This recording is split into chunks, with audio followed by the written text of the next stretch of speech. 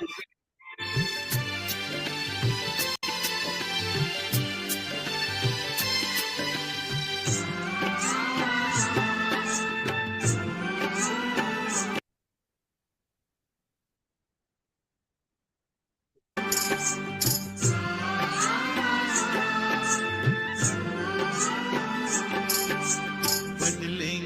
तस्वीर विश्व की, परम पिता शिव की संतान।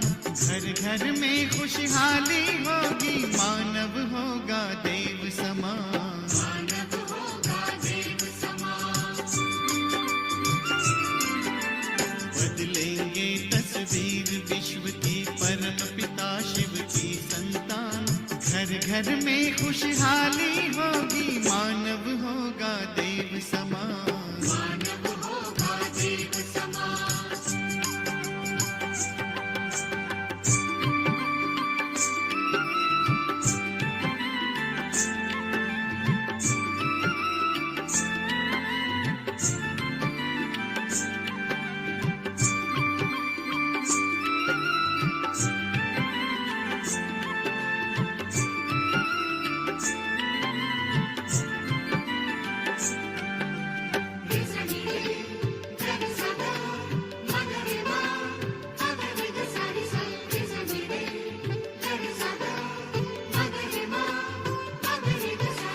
खुद को बदल दिखाए, सब में परिवर्तन लाए।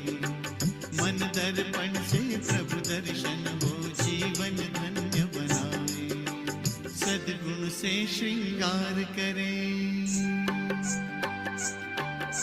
सद्गुण से श्रृंगार करें। हम करें जगत का नव निर्माण। घर घर में खुशहाली होगी, मानव होगा देव समान।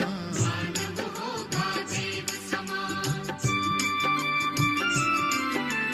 बदलेंगे तस्वीर विश्व की, परम पिता शिव की संतान।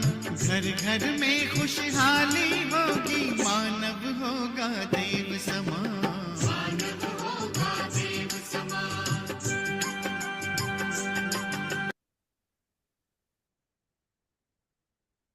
ओम शांति।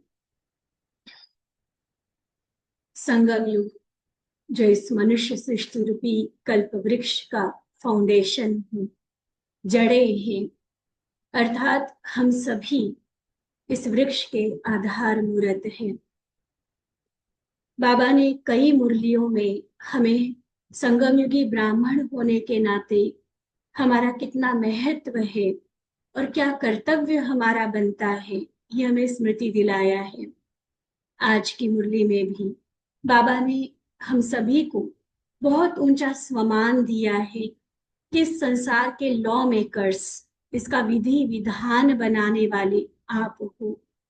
संगम युग पर बाबा की श्रीमत के आधार पर हम जैसे संकल्प क्रिएट करते, जैसे वचन बोलते, जैसे भी हम कर्म करते हैं, जो कदम उठाते हैं, वह नई दुनिया के लिए और आने वाले चारों युगों के लिए जैसे नियम कानून बन जाता है, विधान बन जाता है।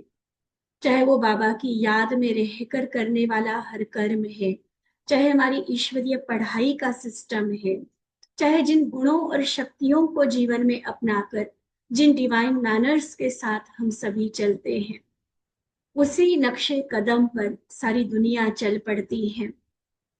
न सिर्फ विधान बनाने वाले, लेकिन अन्य सभी आत्माओं को वरदान देने वाले भी हम ही वो श्रेष्ठ आत्माएं हैं।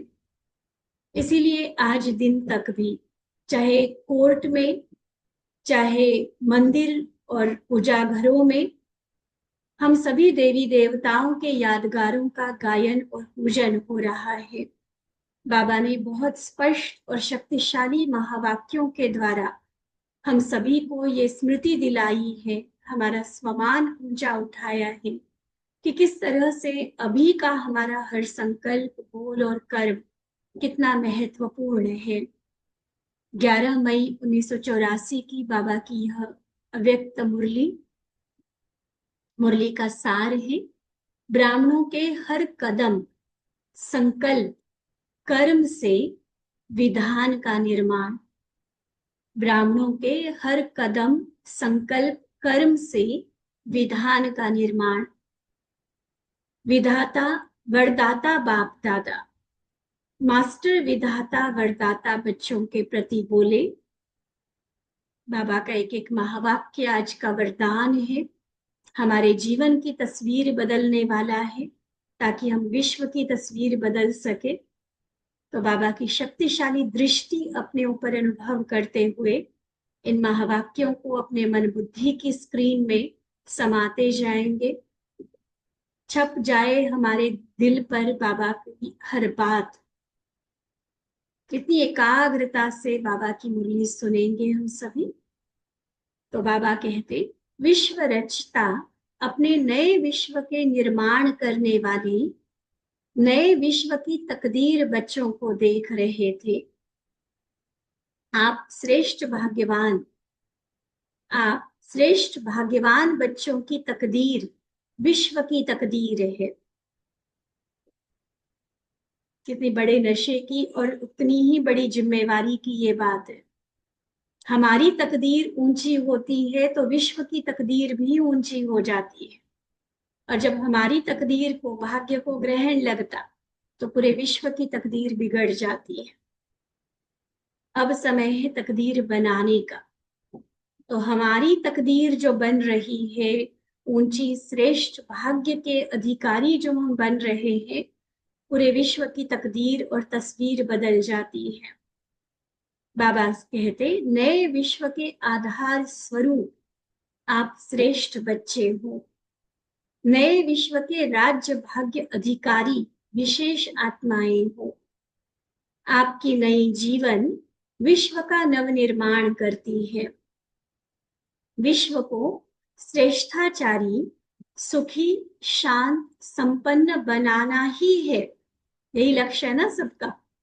विश्व को श्रेष्ठाचारी, सुखी, शांत, संपन्न बनाना ही है। आप सबके इस श्रेष्ठ दृढ़ संकल्प की अंगुली से कलयुगी दुखी संसार बदल सुखी संसार बन जाता है। इसलिए कहा ना, संकल्प से सृष्टि की रचना। हम ब्राह्मणों ने ये संकल्प लिया, ये बीड़ा उठाया कि दुनिया को बदलना ही है, नया श्रेष्ठ संसार लाना है। तो सचमुच यह कलयुगी संसार बदलकर सतयुगी सुखी संसार बन जाता है, क्योंकि सर्वशक्तिमान बाबा की श्रीमत प्रमाण सहयोगी बने हो। इसलिए बाबा के साथ आप सबका सहयोग श्रेष्ठ योग, श्रेष्ठ परिवर्तन, विश्व परिवर्तन कर लेता है। आप श्रेष्ठ आत्माओं का इस समय का सहज योगी, राजयोगी जीवन का हर कदम, हर कर्म नए विश्व का विधान बन जाता है। वहां अलग से कोई संसद कानून पास करने के लिए नहीं बैठेगी, कोई संविधान बनाने वाले वहां अलग से लोग नहीं होंगे। बाबा स्पष्ट समझा रहे हैं, हमारी जिम्मेवारी का एहसास करा रहे हैं कि वर्तमान संगम युग पर हम जो कर्म करते, श्रीमत के आधार पर जो चरित्र हमारे चलते, वही नए संसार का नया विधि विधान बन जाता है। ब्राह्मणों की विधि सदा के लिए विधान बन जाती है। इसलिए दाता के बच्चे दाता, विधाता और विधि विधाता बन जाते हैं। अंदर से स्वीकार करते चले बाबा के दिए हुए इन स्वमानों। हम नए संसार का विधि विधान बनाने वाले दाता, विधाता और विधि विधाता है, लॉ मेकर्स है हम। आज लास्ट जन्म तक भी आप दाता के बच्चों के चित्रों द्वारा भक्त लोग मांगते ही रहते हैं। तो जरूर संगम युग पर दाता बनकर कितना कुछ दिया होगा ना संसार को। तो आज लास्ट जन्म तक भी दाता के रूप में भक्त लोग याद करते हैं। ऐसे ही विधि विधाता भी ऐसे बन जाते हैं जो अब तक भी आप सोचो हमारे कर्म, हमारे इस संगम युगी जीवन का कितना महत्व, कि अभी जो हम विधि विधान, बाबा की श्रीमत और मर्यादाओं के आधार पर अपना जीवन व्यतीत करते, तो अब तक भी चीफ जस्टिस भी, सुप्रीम कोर्ट का जो सबसे बड़ा न्यायाधीश है, वह भी सभी को कसम उठाने के समय ईश्वर का या इष्ट देव का स्मृति स्वरूप बनाए कसम उठवाते हैं। अपना कसम नहीं उठवाते हैं। लास्ट जन्म में भी विधान की शक्ति आप विधि विधाता बच्चों की चल रही है। उनको लगता है कि भगवान का या इष्ट देवों का नाम लेने से, उनकी स्मृति में टिकने से वो कानून का पूरा पालन करेंगे। तो आज तक भी वो पावर चल रही है। अपना कसम नहीं उठाते हैं, बाबा का या आपका महत्व रखते हैं। सदा वरदानी स्वरूप भी आप हो। देखो दाता के लिए क्या बताया कि अभी तक मंदिरों में जाकर भक्त लोग आपसे मांगते रहते। विधाता का बताया, अभी तक भी चीफ जस्टिस आपके नाम की कसम उठवाते हैं। और तीसरा है वरदाता, तो वरदानी स्वरूप भी आप। भिन्न भिन्न वरदान भिन्न भिन्न देवताओं और देवियों द्वारा, आपके चित्रों द्वारा ही मांगते हैं। जैसे कोई शक्ति के देवता है, तो कोई विद्या की देवी है। वरदानी स्वरूप आप ही बने हो। अब तक भी परंपरा भक्ति की आदि से चलती आई है। भक्ति जब से शुरू हुई, भक्ति की आदि द्वापर युग से, तब से ये परंपरा चल रही। सदा बाप दादा द्वारा सर्व प्राप्ति स्वरूप, प्रसन्न चित्त, प्रसन्नता स्वरूप बने हो। तो अब तक भी अपने को प्रसन्न करने के लिए देवी देवताओं को प्रसन्न करते हैं कि यही हमें सदा के लिए प्रसन्न करेंगे। सबसे बड़े से बड़ा खजाना संतुष्टता है, जो बाप द्वारा आप सबने प्राप्त किया है। इसलिए संतुष्टता के लिए मां संतोषी देवी की पूजा करते हैं। देखो समझ में आ रही है बाबा ने कितना महत्व हमें बता रहे। पहले बताया दाता का, फिर विधाता का बताया, उसके बाद वरदाता को एक्सप्लेन करते हुए शक्ति की देवता, विद्या की देवी, जो भी वरदान चाहिए, प्रसन्न अपने आप को करना है, संतुष्ट करना है, तो भी किसकी पूजा कर रहे, किसके सामने डिमांड रखते हैं। हम संगमयुगी ब्राह्मणों के जो यादगार बने हुए हैं, उन इष्ट देव और देवियों के आगे रखे जाते हैं ना सारी डिमांड्स, उनसे मांग रहे, उनसे अपेक्षा रखते हैं। तो इसलिए बाबा पूछते, आप सभी संतुष्ट आत्माएं संतोषी मां हो ना? सब संतोषी हो? आप सभी संतुष्ट आत्माएं संतोषी मूर्त हो।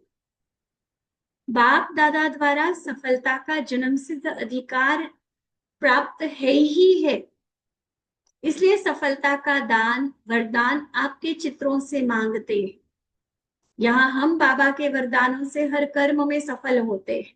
तो भक्त लोग हमारे सामने आकर अपने कार्य में सफल होने का वरदान मांगते। सिर्फ अल्प बुद्धि होने के कारण व निर्बल आत्माएं होने के कारण, विकारी आत्माएं होने के कारण अल्पकाल की सफलता मांगते। बस परीक्षा में पास करा दो, इंटरव्यू पास करा दो, है ना? ये घर का काम शुरू किया है, शादी होनी है घर में, बस निर्विघ्न हो जाए, सफल हो जाए, छोटी छोटी बातों की मांगते रहते। 3 कारण बताए बाबा ने, इतनी छोटी क्यों मांगते? देने को तो हम संपूर्ण सफलता, अविनाशी सफलता का वरदान दे सकते हैं, क्योंकि हमने बाबा से पाया है। लेकिन मांगने वाले क्योंकि अल्पज्ञ है, निर्बल है, भिकारी है, तो थोड़ा थोड़ा मांगते रहते। जैसे कोई बहुत प्यासा हो ना, बहुत ज्यादा प्यासा, वो कहेगा 2 बूंद भी मिल जाए ना तो भी बहुत है, उसमें भी जान आ जाएगी। तो वो हाल है आज आत्मा। अल्पकाल की चीजें मांगते रहते। जैसे कोई भिखारी है मान, वो कभी ये नहीं बोलेगा कि 1000 रुपए दे दो, इतना ही कहेंगे कुछ पैसे दे दो, 1 रुपया दे दो, 2 रुपए दे दो, है ना। आजकल चलो 10 मांगते होंगे, चाहे सामने उनके करोड़पति होगा, लेकिन वो ये थोड़ी ना कहेंगे कि तुम तो करोड़पति हो, तुम तो हजारों दे दो। नहीं। तो ऐसे आज आत्माओं का हाल है, इतनी कंगाल हो चुकी है आत्माएं, इतनी प्यासी है, तड़फ रही है कि वो 2 बूंदे थोड़ी देर के लिए भी कुछ मिल जाए ना, तो उसमें भी उनको लगता है कि बहुत मिल गया। तो ऐसे यह आत्माएं सुख, शांति, पवित्रता की भिखारी, अल्पकाल के लिए सफलता मांगती हैं। बस मेरा ये कार्य हो जाए, बस इसमें सफलता हो जाए। लेकिन मांगते किससे है, ये क्लियर करो, किससे मांगते? मांगते आप सफलता स्वरूप आत्माओं के सामने ही है, आपसे ही मांगेंगे। आप दिलाराम बाप के बच्चे, दिलवाला बाप को सभी दिल का हाल सुनाते हो। तो रोज चार्ट लिखते, लेटर लिखते ना, दिल का हाल योग में भी हम रूरिहान करते। तो बाबा को दिल का हाल हम सुनाते हैं, दिल की बातें करते हो। जो किसी आत्मा से नहीं कर सकते वो बाबा से करते हो, है ना अनुभव सब।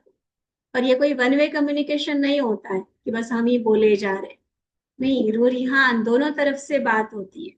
बाबा भी तो हमें इशारे देता है ना, टचिंग देता है, रिस्पॉन्स देता है। तो आप जैसे दिल की बातें बाबा से करते हो, दिल का हाल सुनाते हो, सच्चे बाप के सच्चे बच्चे बनते हो। तो अब भी भक्त क्या कर रहे हैं, अब भी आपके चित्रों के आगे सब दिल का हाल बोलते रहते हैं। उस जड़ मूर्ति में ही जीवंत चैतन्य को देखते हुए सोचते हैं कि हम इनको सुनाएंगे ना सारा, तो ये हल कर लेंगे। तो दिल का हाल सारा उन इष्ट देव की मूर्तियों के यादगारों के आगे सुनाते रहते। जो भी अपनी कोई छिपाने वाली बात होगी ना, सब सब स्नेही संबंधियों से भले छिपाएंगे, लेकिन देवी देवताओं से कभी नहीं छिपाए। कोई छिपाने वाली बात होगी, ठीक है, नहीं बता सकते, लज्जा आती है, नहीं विश्वास है किसी में, नहीं भरोसा है, तो हर एक को नहीं सुनाई जाती। लेकिन देवताओं के आगे आकर, भगवान के आगे आकर तो पूरी खुली किताब बन जाते हैं ना। सारा दिल का हाल सुनाएंगे, किसी से गिला शिकवा है, किसी ने हर्ट किया है ना, कुछ भी जो भी मन में होगा सब सुना देंगे। दुनिया के आगे भले कहेंगे मैं यह हूं, मैं सच्चा हूं, मैं महान हूं, है ना, दिखावा दुनिया के आगे भले कर लेंगे, लेकिन देवताओं के आगे क्या कहेंगे? जो हूं वही कहेंगे ना। कामी भी हूं तो कपटी भी हूं। तो ऐसे बाबा हमें याद करा रहे कि अभी हमने जो कुछ किया, देखो कितनी सारी बातें आ गई।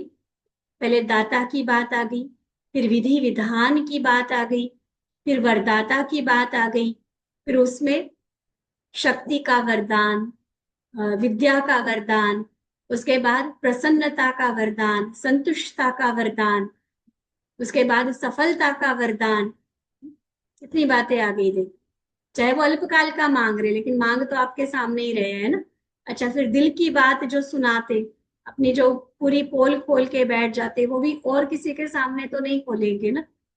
दूसरा गलत भी कहेगा ना, तो भी उसके सामने खुद को सही सिद्ध करने की कोशिश करेंगे। लेकिन जहां देवी देवताओं के सामने आ गए, पूरा स्वीकार कर लेते, अपनी सारी भूलें, सारी गलतियां, जो भी कुछ अच्छा बुरा किया। तो बाबा कहते हैं सारा आपका अभी का यादगार चल रहा है। तो ऐसे नए विश्व की तकदीर हो, हर एक की तकदीर में पावन विश्व का राज्य भाग्य है। तो ऐसे विधाता, वरदाता, विधि विधाता सर्वश्रेष्ठ आत्माएं हो। हर एक के श्रेष्ठ मत रूपी हाथों में स्वर्ग के स्वराज्य का गोला है। श्री कृष्ण के हाथ में गोला दिखाते हैं ना, तो कौन सा है? स्वर्ग के राज्य भाग्य का गोला। लेकिन ये इन हाथों में नहीं, हमारी श्रीमत की रूपी हाथों में, श्रेष्ठ कर्म से हम इसको पाते हैं, अधिकारी बनते हैं। यह राज्य भाग्य का माखन है। हर एक के सिर पर पवित्रता की महानता का लाइट का क्राउन है। हाथ में विश्व की राजाई का मक्खन, सिर पर पवित्रता की महानता का लाइट का क्राउन। दिल तख्त नशीन हो, स्वराज्य के तिलकधारी हो। समझा मैं कौन? मैं साधारण आत्मा नहीं, मैं नया नया ब्राह्मण बना हूं, हम तो बड़े छोटे हैं, हम तो गृहस्थी है, ये सारी चीजें भूल जाओ। आज जो बाबा याद करा रहे, कौन हूं मैं? ऐसी ताज तख्त तिलकधारी स्वराज्य अधिकारी आत्मा। मैं कौन की पहेली को हल करने आए हो ना। पहले दिन का पाठ यह पढ़ा ना कि मैं कौन। मैं यह नहीं हूं, शरीर नहीं हूं, मैं यह हूं, आत्मा हूं। इसी में सारा ज्ञान का सागर का ज्ञान समाया हुआ है। सब जान गए हो ना। यही रूहानी नशा सदा साथ रहे। आज फुल नशा चढ़ाया है मुरली में बाबा ने हमें, तो ये नशा साथ रहे।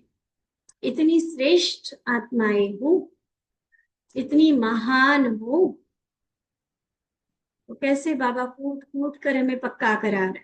कौन हो समझो अपने आप, उस रियलाइजेशन में आओ। दुनिया वालों की तरह नहीं है हम, ना उनकी तरह चल सकते, ना बोल सकते, ना खा पी सकते।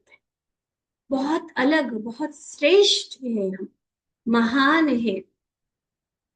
हर कदम, हर संकल्प, हर कर्म आपका यादगार बन रहा है, विधान बन रहा है। इसी श्रेष्ठ स्मृति से उठाओ। समझा? सारे विश्व की नजर आप आत्माओं की तरफ है। जो मैं करूंगा वह विश्व के लिए विधान और यादगार बनेगा। मैं हलचल में आऊंगी तो दुनिया हलचल में आएगी। मैं संतुष्टता प्रसन्नता में रहूंगी तो दुनिया संतुष्ट और प्रसन्न बनेगी।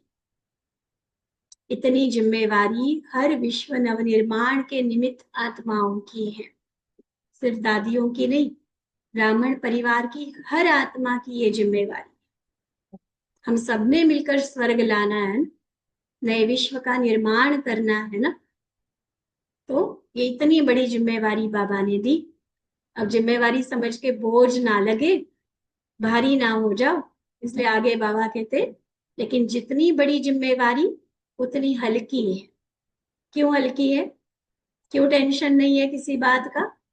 इतना बड़ा कार्य सौंपा बाबा ने और फिर कहता है टेंशन नहीं लो। क्यों? क्योंकि सर्वशक्तिमान बाप साथ है। करना तो एक्चुअली सारा उसी ने है ना, हमें तो निमित्त बनकर अपना भाग्य बनाना है। इसलिए निमित्त वाले को कभी बोझ नहीं होता, वो नहीं भारी हो सकता। सदा हल्के रहो, करावन हार कराता जाएगा, हम करते जाएंगे, सब सरल हो जाएगा। अच्छा, बाबा की इस मुख्य मुरली के बाद कुमारों के साथ और फिर युगलों के साथ विशेष मुलाकात है। तो युगलों के अलग अलग ग्रुप्स जो बाबा के सामने हैं, बाबा पूछते एक मत के पट्टे पर चलने वाले तो फास्ट रफ्तार वाले होंगे ना।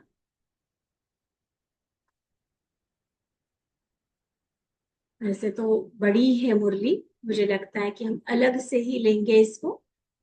तो आज की मुरली में जो बाबा ने हमें विशेष दाता विधाता वरदाता बनने का जो एक विशेष कर्तव्य याद दिलाया है कि हमारे आधार पर आगे दुनिया चलनी है, इस स्वमान को याद रखते, उस बड़ी जिम्मेवारी को निभाते और फिर साथ में हल्के रहते, हम उड़ते चले। अच्छा, ओम शांति।